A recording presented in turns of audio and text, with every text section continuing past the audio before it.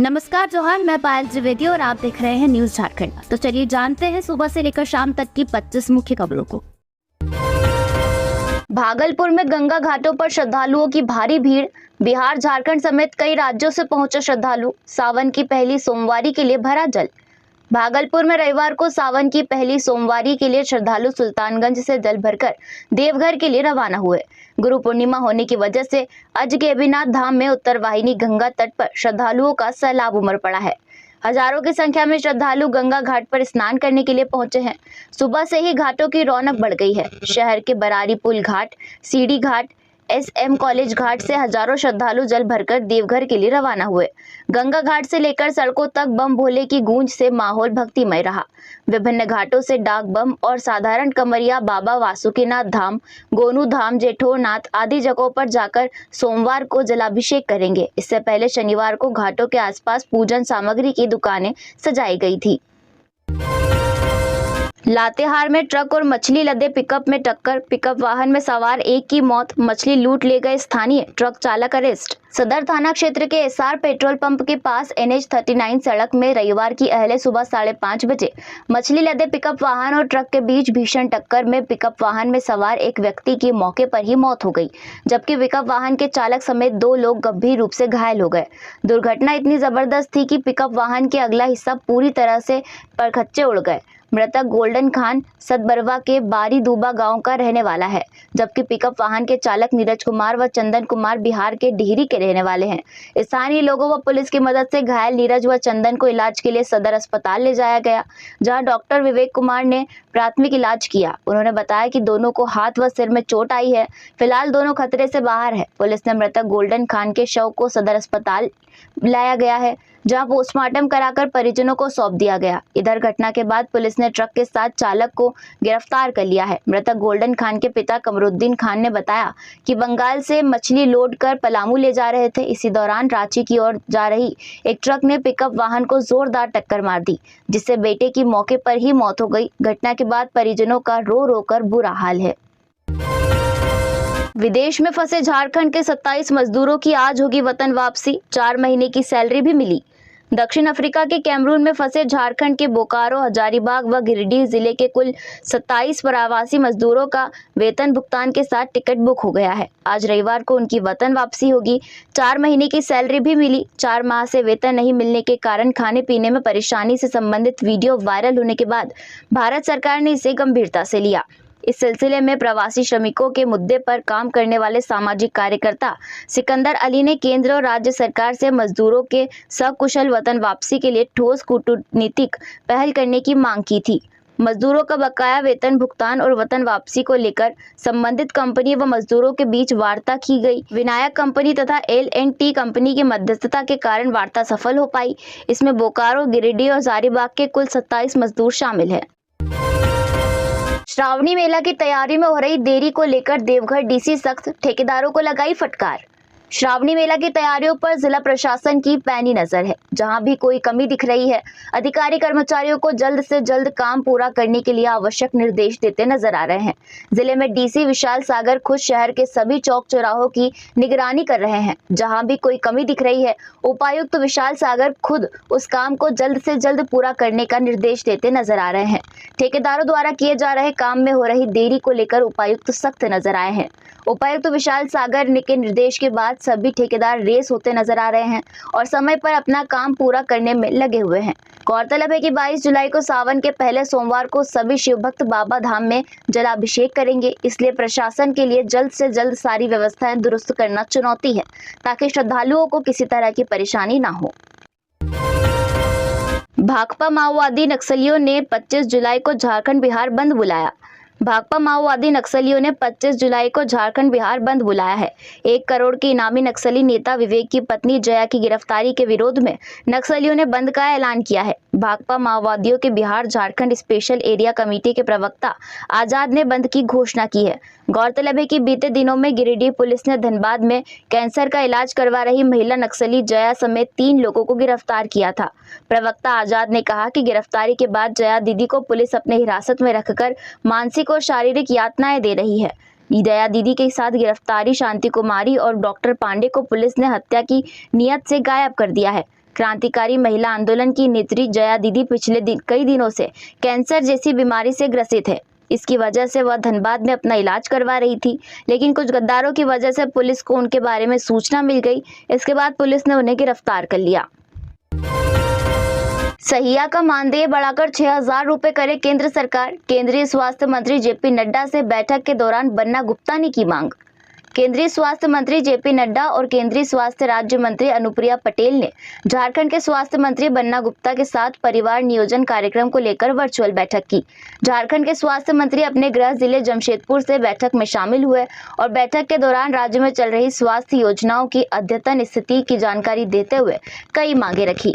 परिवार नियोजन कार्यक्रम विषय पर वर्चुअल बैठक में राज्य के स्वास्थ्य, चिकित्सा, शिक्षा एवं परिवार कल्याण मंत्री बन्ना गुप्ता ने कहा कि झारखंड में परिवार नियोजन कार्यक्रम को प्रभावी ढंग से लागू करने के लिए भारत सरकार राज्य का सहयोग करे। साथ ही राज्य के 62 लाख परिवारों को आयुष्मान भारत योजना का लाभ दिलाने में भारत सरकार से सहयोग की मांग की। इसी प्रकार उन्होंने परिवार नियोजन कार्यक्रम को सफल बनाने के लिए NHM के तहत झारखंड के हर जिले में जिला समन्वयक का पद स्वीकृत करने, स्वास्थ्य कार्यकर्ता सहिया दीदी का मानदेय 2,000 रुपए प्रति माह से बढ़ाकर 6,000 रुपए प्रति माह करने की मांग की।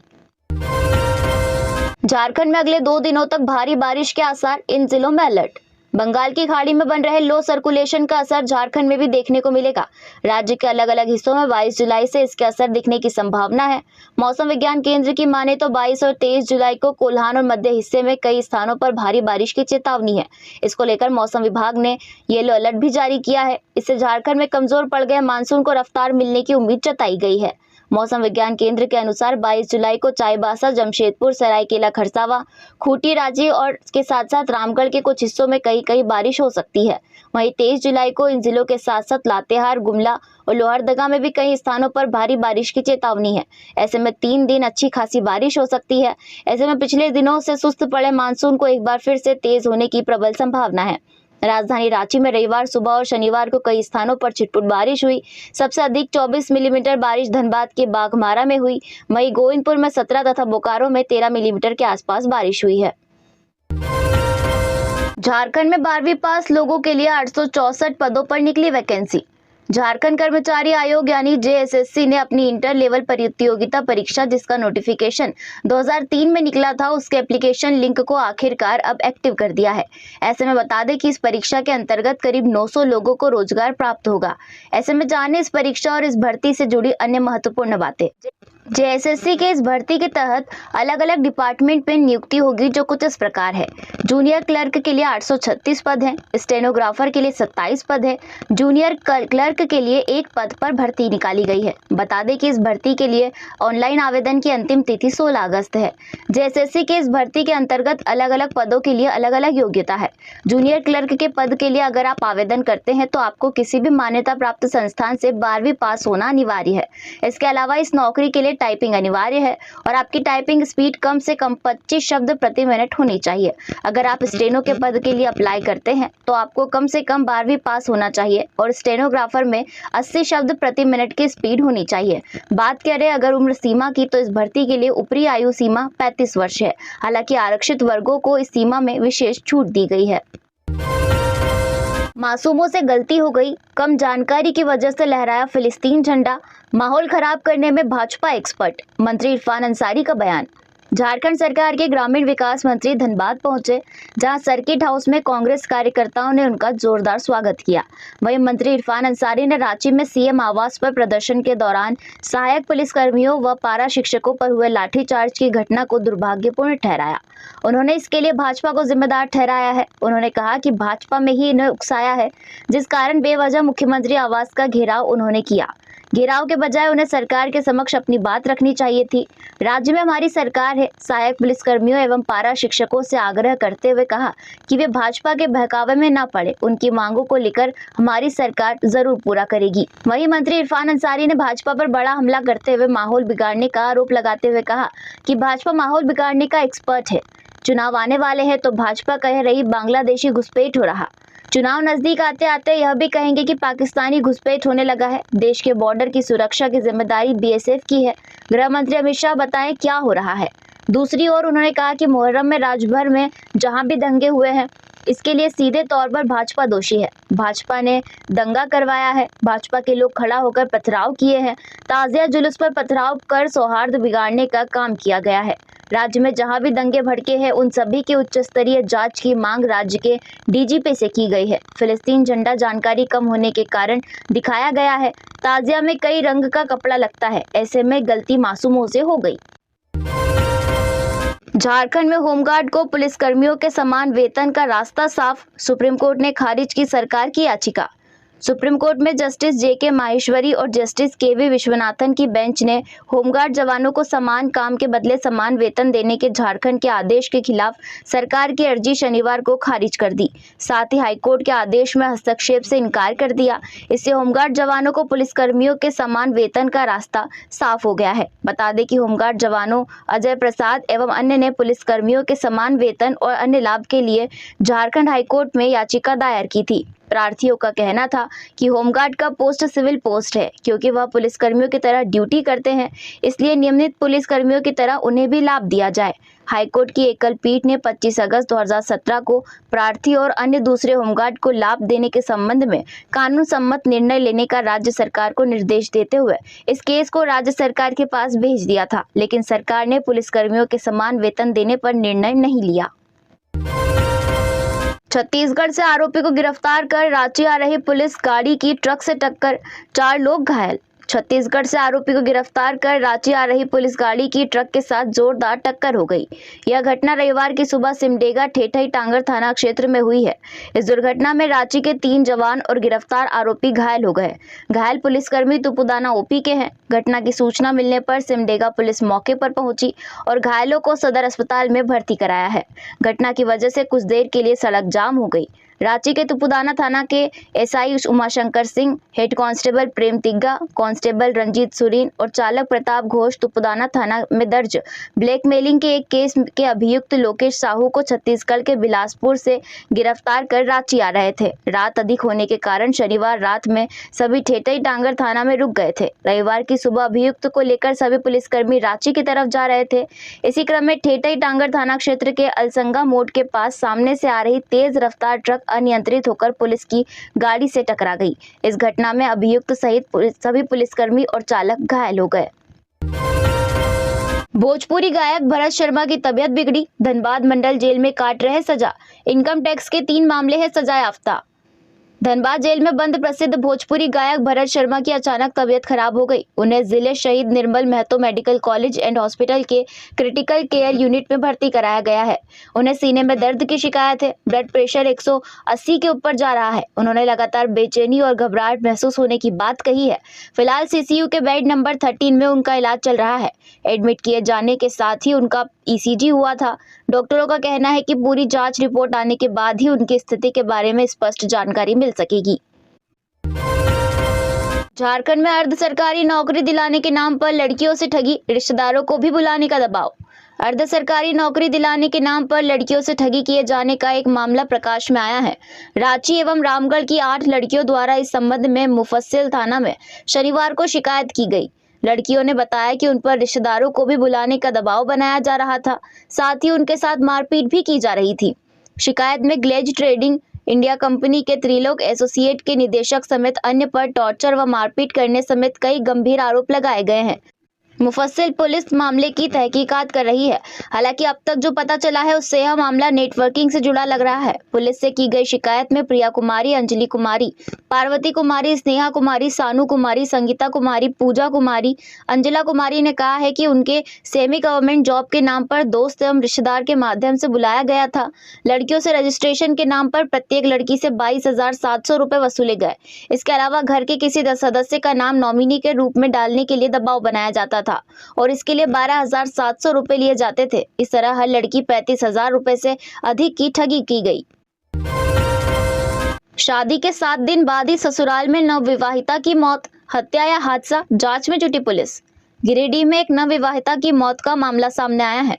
7 दिन पहले मायके से विदा होकर ससुराल पहुंची नवविवाहिता की उसके ससुराल में संदेहास्पद परिस्थितियों में मौत हो गई। यह घटना गिरिडीह के गांडेय थाना क्षेत्र की है। घटना को लेकर मृतका के मायका पक्ष के लोग ससुराल वालों पर हत्या का आरोप लगा रहे हैं, जबकि मृतका के ससुराल पक्ष के लोग इसे हादसा बता रहे हैं। घटना की सूचना पर गांडेय थाना पुलिस मामले की जाँच पड़ताल में जुट गई है। आखिर 21 वर्षीय नवेली दुल्हन की मौत कैसे हुई? दरअसल बिहार के गया के खिजरसराय थाना क्षेत्र के मूसेपुर की रहने वाली 21 वर्षीय अंजलि कुमारी पिता नरेंद्र कुमार सिंह की शादी गांडेय थाना क्षेत्र के महेश मुंडा निवासी उपेंद्र सिंह के पुत्र गौरव कुमार के साथ 7 दिन पूर्व हुई थी। शादी के 7 दिन बाद ही अंजलि की मौत उसके ससुराल में संदेहास्पद परिस्थितियों में हो गई। घटना की सूचना पाकर जब मृतका के मायका पक्ष के लोग महेश मुंडा पहुंचे तो बेटी का शव देखकर फफड़ गए। घटना को लेकर मृतका के चाचा ने ससुराल वालों पर हत्या का आरोप लगाया है। मृतका के चाचा जितेंद्र कुमार सिंह का कहना है कि घटना के पूर्व रात को उनकी भतीजी के साथ ससुराल वालों ने मारपीट की थी, जिसके बाद दूसरे दिन उसकी हत्या कर दी गई है। उन्होंने बताया कि मृतका के शव पर कई जगह चोट के निशान पाए गए हैं और उसके हाथ में एक प्लास्टर भी चढ़ा हुआ है। इस पूरे मामले को लेकर नवविवाहिता के ससुर उपेंद्र सिंह का कहना है कि उनकी बहू की मौत एक दुर्घटना है। पुलिस मामले की जाँच में जुट गई है। सांसद जोबा मांझी ने महादेव शाल धाम में श्रावणी मेले का किया उद्घाटन। भोले बाबा के दरबार में टेका मत्था, क्षेत्र की सुख समृद्धि की कामना की। पश्चिमी सिंहभूम जिला महादेव शाल धाम में रविवार को श्रावणी मेले का विधिवत उद्घाटन हुआ। सिंहभूम की सांसद जोबा मांझी ने फीता काटकर मेले का शुभारंभ किया।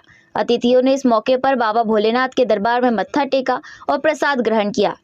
इधर पहली सोमवारी पर महादेव शाल धाम में शिव भक्तों की भीड़ उमड़ेगी। इसको लेकर महादेव शाल सेवा समिति और प्रशासन द्वारा रविवार को ही आवश्यक तैयारियां पूरी कर ली गई है। बीडीओ विवेक कुमार और थाना प्रभारी ने समिति के पदाधिकारियों के साथ श्रद्धालुओं को मिलने वाली सुविधाओं का जायजा लिया।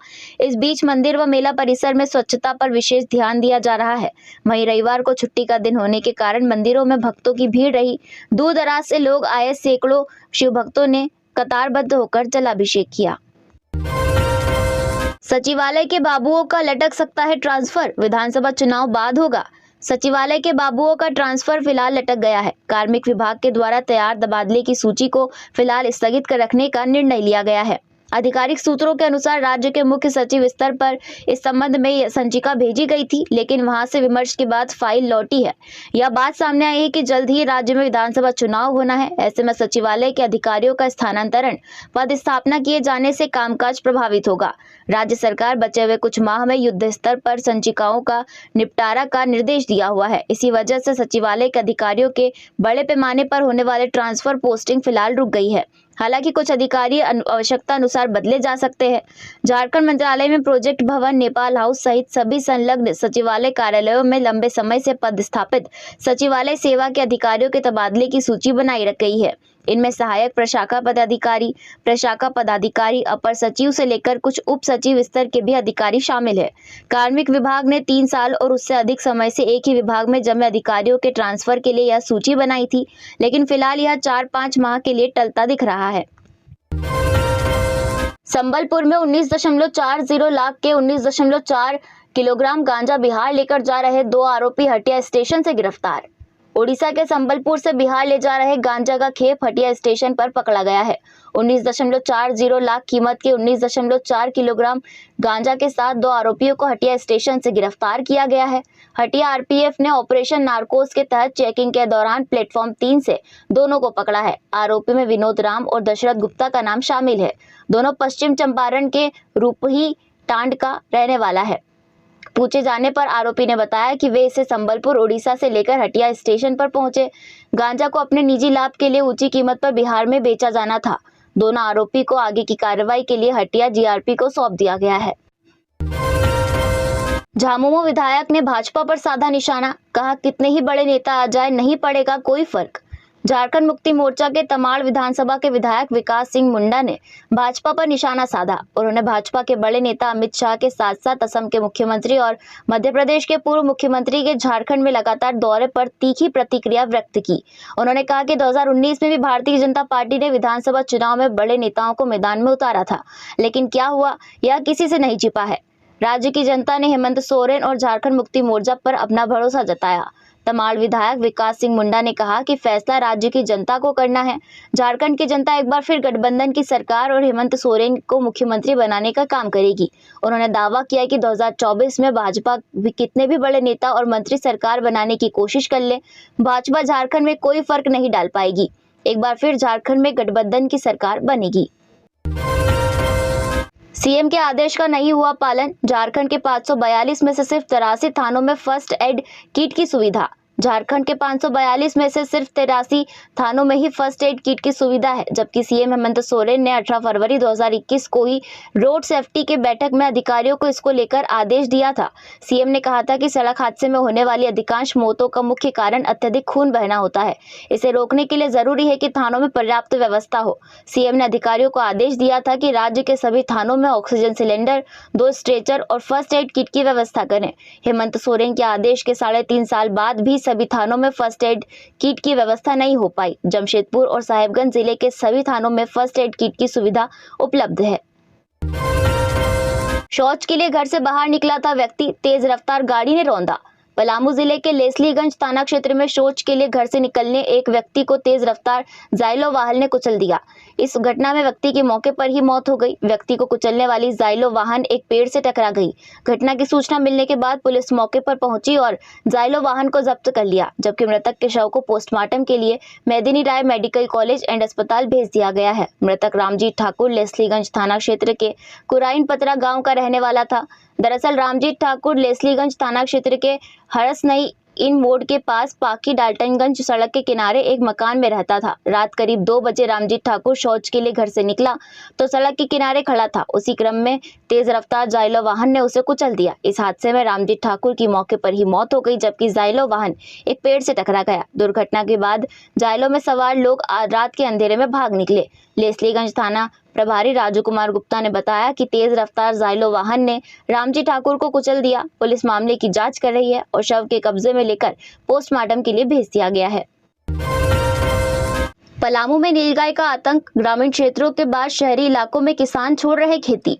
पलामू जिले में नीलगाय के कारण किसानी चुनौती बनती जा रही है। किसान खेती छोड़ रहे हैं। नीलगाय के कारण ग्रामीण क्षेत्र के बाद अब शहरी क्षेत्र के किसान खेती करना छोड़ रहे हैं। पलामू के मेदिनी नगर नगर निगम क्षेत्र के सिंगरा खुर्द के किसानों ने खेती करना छोड़ा है। जिस इलाके में नीलगाय के कारण किसानों ने खेती छोड़ी है, वह इलाका कोयल और अमानत नदी का तटीय क्षेत्र है। दरअसल कुछ वर्ष पहले तक यह पूरा इलाका नीलगाय से प्रभावित नहीं था, लेकिन महीनों से नीलगाय का झुंड इलाके में रह रहा है और 500 एकड़ से भी अधिक में फसल को बर्बाद कर रहा है। नीलगाय के कारण 250 से भी अधिक किसान खेती करना छोड़ चुके हैं। जिस इलाके में किसानों ने खेती करना छोड़ा है, वह इलाका पलामू के सबसे बड़े शहर मेदिनी नगर से 7 किलोमीटर की दूरी पर है। तो ये थी झारखंड की टॉप बड़ी खबरें। इसी तरह झारखंड की तमाम बड़ी खबरों से अपडेट रहने के लिए हमारे चैनल न्यूज झारखंड को सब्सक्राइब करें, साथ ही बेल आइकन को प्रेस करें ताकि हमारे चैनल से जुड़ी सारी जानकारी आपको मिलती रहे। धन्यवाद।